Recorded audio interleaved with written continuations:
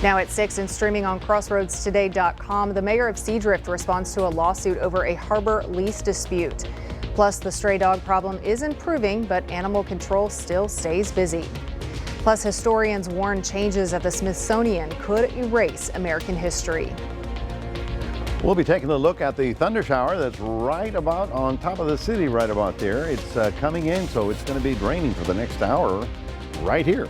We'll talk about your weekend and take a look at the tropics coming up in a moment.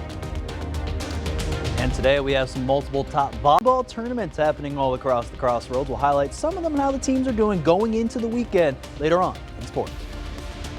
You're watching 25 News Now at 6.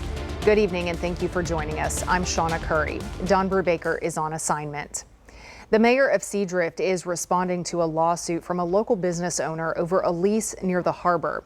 Mayor Lori Thomas says the city plans to defend itself against what she calls baseless claims.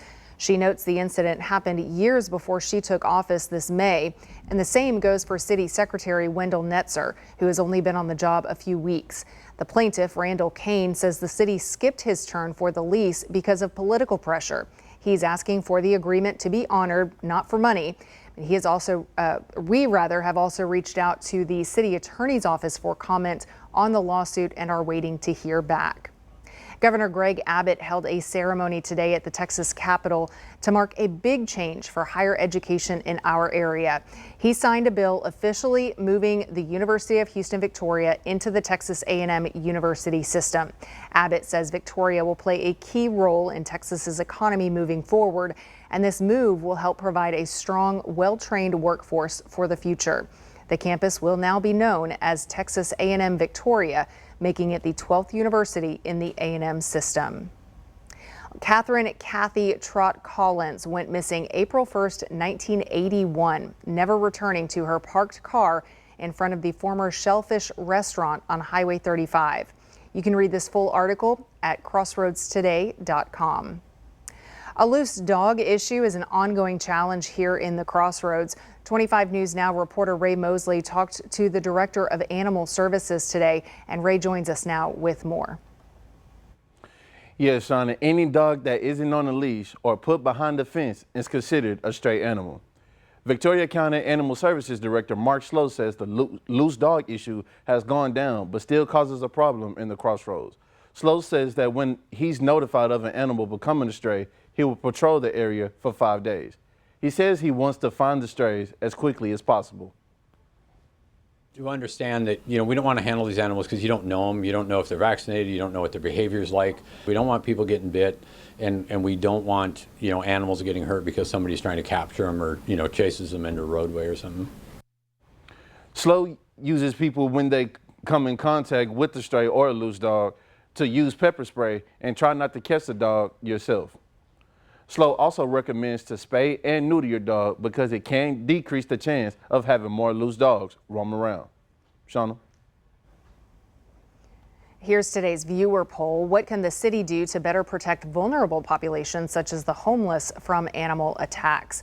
More frequent patrols and intervention, provide safer shelters and support services, implement dog control programs, or community outreach and reporting systems. We want to hear from you. Visit crossroadstoday.com/vote to let us know what you think. And almost 3/4 of you feel that implementing dog control programs would be the best way to protect vulnerable populations. Continue voting. We'll have another look at these numbers tonight at 10. The latest health inspections are in from the Victoria County Public Health Department, covering August 14th through the 20th. Only one business scored above 15 demerits. Estella's Mexican restaurant in Ganado racked up 28 demerits. Violations included improper cold holding, raw meat stored above ready-to-eat foods, missing food handler certifications, and unsanitary conditions like dirty shelves, grease buildup, and peeling paint. Several businesses earned perfect scores with 0 violations, including Raising Cane's in Victoria, Venetia's Bar and Grill in Port Lavaca, and Grumpy's in Victoria. We just heard some rain coming down. Let's go to Chief Meteorologist Mac Perez to see how long this will stick around or if we'll clear up here this evening. Mac. Well, it's just about moving into the area, so we're going to have some stormy weather right here in Victoria for the next hour or so. Let's take a look at what we're talking about. Here we are, and you can see the storms coming in from the north. So it just passed through Cuero. It's just getting right down the Mission Valley there and should be moving into the city. This will give us some significant rainfall within the next hour, and if you're going out to lunch or dinner right now, maybe hold off a little bit. Looks like it's going to be stormy with a little thunder and lightning. We'll take a better look at this for the weekend, and we'll take a look at the tropics coming up in a moment. Shauna, back to you. California is now entering the redistricting fight sparked by moves here in Texas. Why the process here is more complicated and what it could mean for the balance of power in Washington. Peyton Headley reports. This redistricting battle began with President Donald Trump in July. He called on Texas to redraw congressional lines to send 5 additional Republicans to the U.S. House of Representatives. In response, Governor Gavin Newsom rallied state Democrats to do the same thing here. But the process in California is not as simple as Texas. In 2008, voters created a citizen-led independent redistricting commission. So now only voters have the power to change the maps. Last week, the governor launched a campaign for what he called the Election Rigging Response Act, asking voters to approve a new map that heavily favors Democrats. The official bills were introduced Monday. And by Thursday afternoon, California lawmakers approved the map and passed the legislation.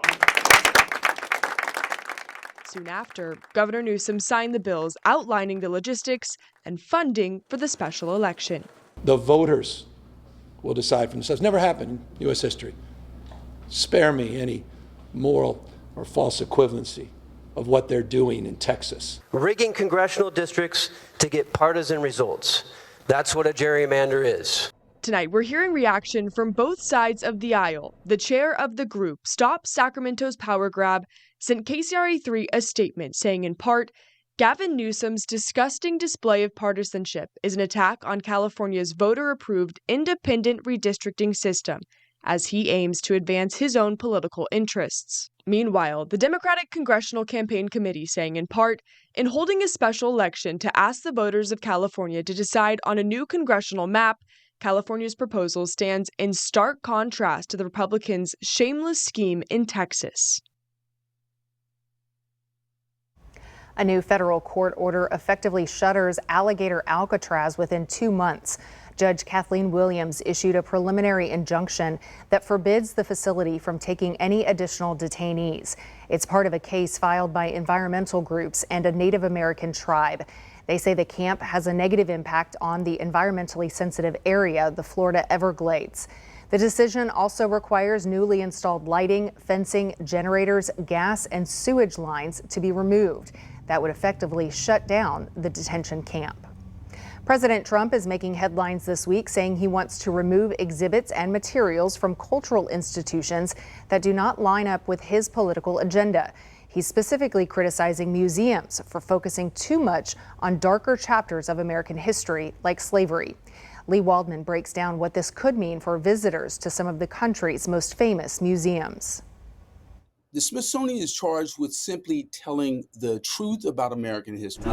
Historians and researchers are concerned about President Donald Trump's push to purge museums of information the White House describes as woke. In a post on Truth Social, Trump wrote, "The Smithsonian is out of control, where everything discussed is how horrible our country is, how bad slavery was," continuing with nothing about success, nothing about brightness, nothing about the future. Millions of Americans visit the Smithsonian every year, and we don't need the micromanagement with macro incompetence from the White House. This latest push comes after the White House ordered a sweeping review of the Smithsonian museums and exhibits, and months after an executive order was signed by Trump aimed at restoring truth and sanity to American history. The executive order states museums in our nation's capital should be places where individuals go to learn, not to be subjected to ideological indoctrination or divisive narratives. You also see a story of resilience, of transformation, and of democracy, right? The promise of democracy and democracy realized. And I think that's the part that the president really just misses. Both experts feel concerned about the potential to eliminate certain aspects of American history from museums. The president is choosing to ignore in favor of this really reductive and harmful version of history that he wants to implement. We don't need the president or anyone else literally assaulting our culture, assaulting our history. Remember to subscribe to our YouTube channel, Crossroads Today. Hit the like button and click the notification bell. Stay with us. Coming up on 25 News Now at 6, the FBI searches John Bolton's D.C. home, what prompted the court-approved investigation today. Plus, the Justice Department releases Maxwell interviews, what new details reveal about Trump connections.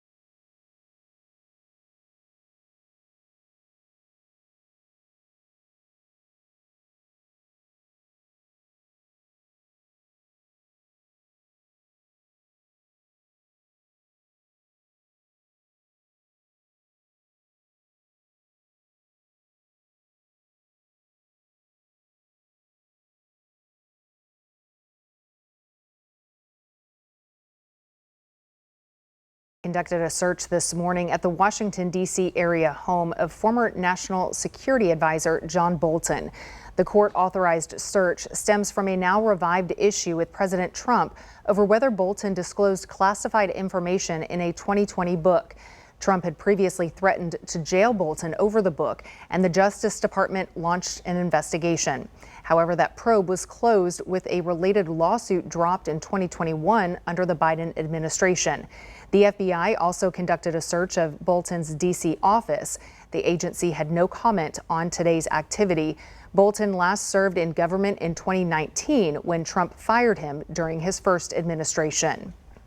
The markets cheered as Federal Reserve Chairman Jerome Powell hints a long-awaited interest rate cut could be coming, but that may not be all good news for the U.S. economy. Karen Caifa has the details from the Fed chief's closely watched speech today.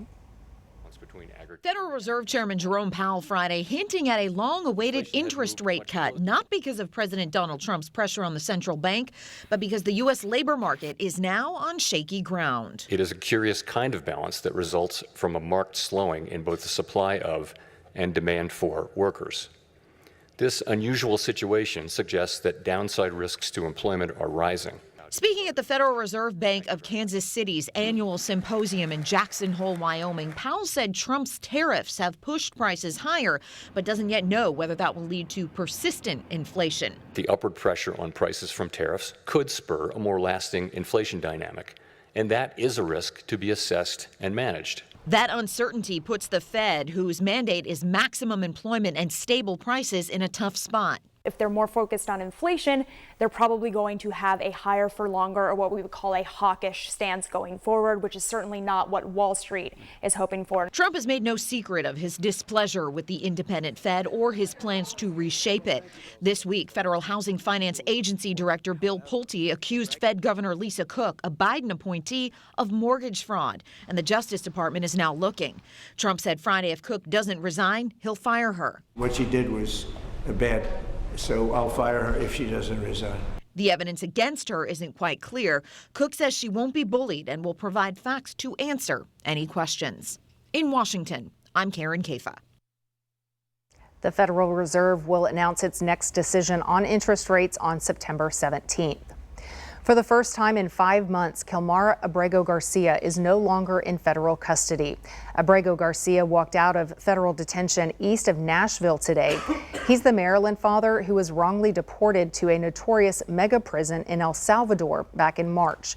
He was then returned to the U.S. in June to face human smuggling charges and remained behind bars until today.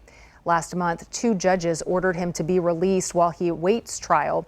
However, a magistrate judge paused that release order for 1 month. That pause expired this week. A federal judge had also set up guardrails to ensure Abrego Garcia is not hastily deported again before his trial begins in January. A new push for transparency in the Jeffrey Epstein case. The Justice Department released a transcript and audio of an interview with Ghislaine Maxwell. She was asked if she ever saw Donald Trump act inappropriately while at Epstein's home. Maxwell said she did not. Soon after, she was moved to a lower security prison. President Trump weighed in, saying he supports making the files public, even if some names get dragged in. I'm in support of keeping it totally open. I couldn't care less. You got a lot of people that it could be mentioned in those files that don't deserve to be. People, because he knew everybody in Palm Beach. I don't know anything about that, but I have said to Pam and everybody else, give them everything you can give them, because it's a Democrat hoax. It's just a hoax. The whole Epstein thing is a Democrat hoax. Maxwell had opposed making the interview public, citing her ongoing appeal, but pressure is ongoing from lawmakers and the public for more disclosures about the Epstein investigation. After a 10-hour hearing, California's parole board denied parole for Eric Menendez. The parole board is hearing his brother Lyle's case today. The brothers were both sentenced to life in prison with no parole after being convicted of murdering their parents in Los Angeles in 1989. But both Menendez brothers were resentenced earlier this year with the possibility of parole. They spent more than 30 years in prison. Eric will be eligible for a parole hearing again in 3 years. If parole is granted to Lyle, it still has to go through an internal review board and be approved by California Governor Gavin Newsom. Well, good evening, everybody. We've got a thunderstorm just rolling into the city. If you're going to be going out for dinner, you're going to run into it. There you see it on our live camera right about there. We, of course, are at 85 degrees, rather warm and humid. High temperature, let's see what it came in at. 94 was our high, just off from our average. We haven't had any rain at the airport yet, but we got drops in the parking lot. We'll be talking about your weekend and the tropics coming up in a moment.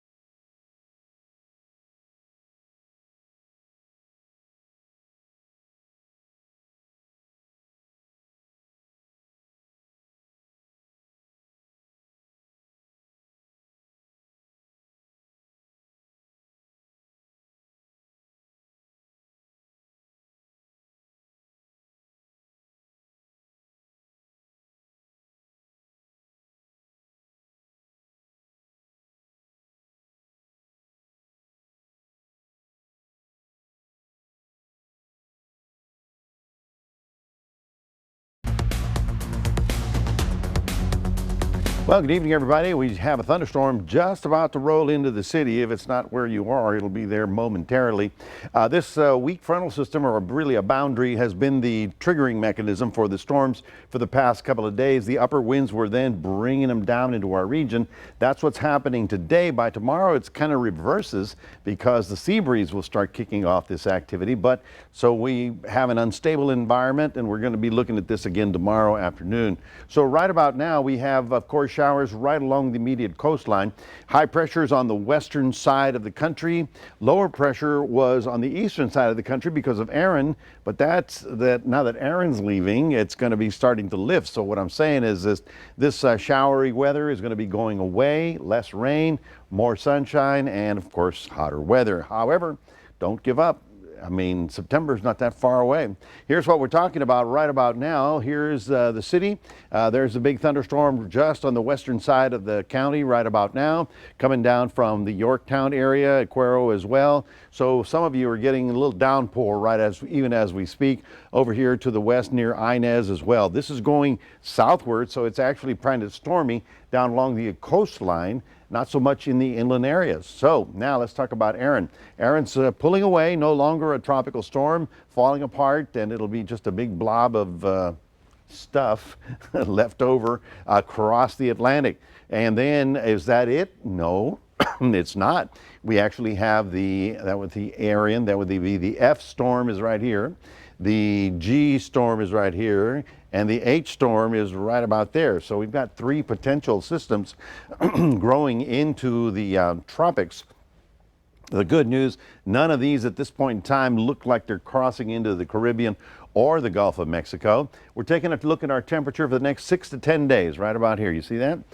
We're going to be near normal, so we're going to be, 94, 95, somewhere around there, but it's okay. It's still late August for us. As we get into September, hopefully this will start changing. But the rest of the country, boy, they're going to be having a big Mardi Gras here. You see all this in blue? It's going to be about 20 degrees below their seasonal average. So they're going into their first, I wouldn't say it's a frosty thing, but it'll be a cool surge of fall rolling into much of the eastern part of the country. Here's Future Tracker for Saturday. Okay, what we have tonight will drop down sort of overnight. Tomorrow it'll come back up in the even as soon as noontime, so we'll have additional showers. Then that will decrease for Saturday afternoon, and then again on Sunday we're probably going to see a few more, but fewer and fewer showers as we go into the rest of the weekend. And of course, then what happens next week? Well, we'll show you in a second. So your forecast high tomorrow is 89 degrees in Port Lavaca. Wow, that's exciting. I mean, that's because of the cloud cover and the afternoon shower activity. In Cuero, you're still going to be looking at some sort of stormy weather in the afternoon hours, and you're going to be only 90 degrees. That looks pretty good. So the showers are again going to be popping for Saturday, and then again on Sunday, and then decreasing Monday and Tuesday, and then after that it's just plain old sunny and hot. That's your 7-day forecast, reminding everybody we do have a QR code. Love for you to scan that, put Crossroads Today on your phone. And Shauna, back to you. Well, get ready, high school football fans. The Crossroads CFL season preview is here. Max Williams and Ray Robinson break down the players to watch and get the inside scoop from coaches on what to expect under the Friday night lights. Catch it tonight at 6:30 right here on KAVU ABC 25. So just here in a few minutes right after our newscast. You can stream it on Zee, or you can watch it later tonight or rewatch it later tonight on YouTube. So let's send it over to Max now. I mean, I can't wait to see it there, Shauna, here in a couple minutes. It's going to be awesome to talk about. We got a lot of new features that we're going to mention here in the show, which you'll see here in a matter of moments. But coming up, though, here for our sports guest, though, Victoria West, they rescheduled yesterday's scrimmage there versus Gregory Portland. I'll give you all the details of how West did, though, earlier today. Coming up in sports.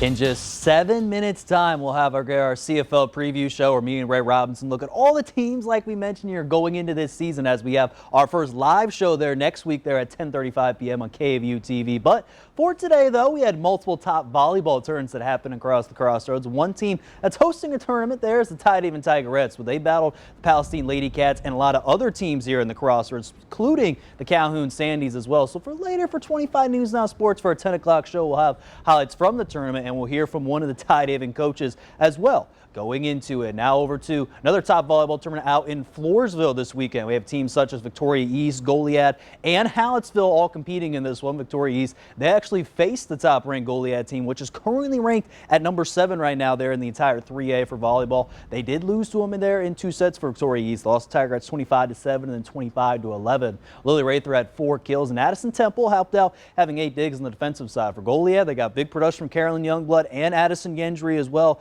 going into it. So again, we'll see how they do finishing off there in bracket play starting tomorrow. Over there, the Schulenburg tournament, where we had teams like Shiner, Victoria St. Joseph, and Hallettsville Sacred Heart all compete. For the Lady Comanches, they went there 2-1 today, and they had wins over host team in Schulenburg in 2 sets, and they also had a 2-set victory over Sacred Heart in 2 sets as well. As for the Lady Flyers, they already won their pool play, beating teams like also Edna is included in their Gonzales, Shiner, but they already beat Yoakum there earlier today, and they also just actually beat East Bernard as well, and they got big production from Jordy Ibarra and other players as well. They still will play Columbus later tonight at 7 p.m., and then we'll see how they do going into bracket play. Now over to, due to the weather yesterday and currently going right now with the storms we're having, we had multiple scrimmages canceled, and again, some of them not made up. Well, earlier this morning we had a scrimmage that was between Victoria West and Gregory Portland, which that game was canceled, but it got moved over to Gregory Portland and started at 8:30 a.m. And again, this morning they only had a live half portion of the scrimmage where West actually won that 21-19, and Cale Francis and Colton Gray got both fumble recoveries on the defensive side. Then on the offensive side, Nolan Boyce, the quarterback, he threw 3 total touchdowns, and then star wide receiver Tristan Bernard, who I think is going to be a threat this year for the Warriors, is at 2 receiving touchdowns, and then Jared Swanson as well had 1 receiving touchdown as well. Now West, next week when we start our show, they're going to open up there on the road against the Lockhart Lions, and that will start at 7 p.m. Now over to Tidehaven, but on the football field. The football field where they announced there for their home opener next Friday night that between the Palacios Sharks for the Tigers, they're going to introduce a brand new air raid siren to help fire up the fans for Friday nights at the game. And 2 Tidehaven alums in fighter pilots, and Frank Trojets and Mark Lister will be honorary captains to help introduce this new air raid siren for the fans, get them excited. But also at the game, you're going to have a Tidehaven alum and Rudy Perez who will perform the national anthem. It's going to be special too as well, because they're going to also have an honor Alex Galvan, Gary Lara, George Woods, and Rick Galvan for Tidehaven to go to the Hall of Fame as well. So a lot of pregame festivities for this game here for Tidehaven and Palacios starting at 7:30 p.m. And finally, the Dallas Cowboys had their last preseason game before opening the NFL season versus Philadelphia Eagles on September 4th. The game will kick off at 7 p.m. on NFL Network and right here on our station, Fox 19, KVCT Fox 19. It will start here 30 minutes at 7 p.m. Over to the Texans, where tomorrow afternoon they finish their preseason on the road versus Detroit Lions. This game will be straight on the CW network. I'll start there at noon and we'll finish up at 3 p.m. And that's going to do it here in sports. Shauna, back to you. We are back in just a moment. A postman goes viral for a small act. How one kind gesture is capturing worldwide attention.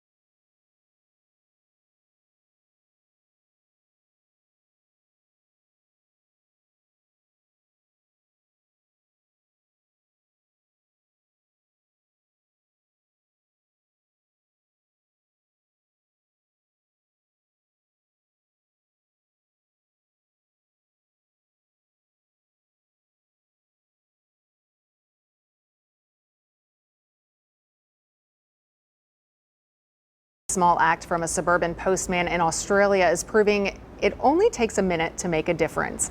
Verity Wandell posted this video to social media earlier this week, and it shows her postman dropping off a package and then doing something extra. He noticed rain and took her sheets off the clothesline, moving them undercover. The video went viral, and now the two are unlikely media stars appearing on morning shows in Australia, while outlets in Indiana call the postman a laundry hero. As for him, he says he never expected any attention, just a chance to help. So anyone that has their laundry hanging out right now here in the crossroads, not a good sign. probably need to dry it again. We should bring him over here and help us out. Yeah, we've got a thunderstorm right on top of us, folks. It's right over the city now. Notice the big blob on top of us. Yes, there it is. It's red. That means we're getting some heavy rain around the area. Now, it's all moving south. It'll be gone within the hour, so don't have to worry about that. But this is part of the system that we'll see again tomorrow afternoon. That's your Saturday. So look for more showers on Saturday and Sunday, then decreasing for the early part of next week. All right. Well, it's raining outside. You might as well stay put because our Crossroads Football Live preview show starts right now.